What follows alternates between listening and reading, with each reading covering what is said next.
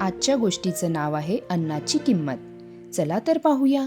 ही गोष्ट छोटीशी पण खूप महत्वाची आहे. एक मुलगी होती. तिचं नाव राधा होतं. ती खूप गोड होती, पण एक सवय होती तिला. तिला जेवण कधीच आवडायचं नाही. आई जे बनवेल ते ती नाक मुरडून बघायची. एक दिवस आईने विचारले, राधा, असं का करतेस ग?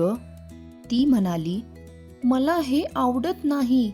इतरांच्या घरी तर किती छान छान पदार्थ असतात. आई काही बोलली नाही, फक्त हसली.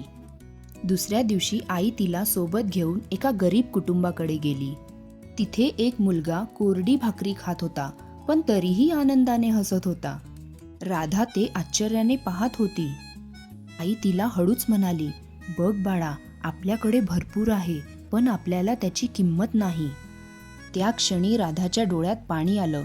तिला कळलं, अन्न वाया घालवणं चुकीचं आहे. माझी आई तर किती छान बनवते.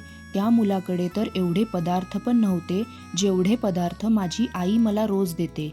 तो तर नुसती कोरडी भाकरी खात होता. त्या दिवसापासून राधा जे मिळेल ते प्रेमाने खायला लागली आणि कधीच कुणाशी तुलनाही करत नव्हती. या गोष्टीतून आपल्याला समजलं की अन्नाचा आदर करा आणि जे मिळेल त्यात समाधान ठेवा.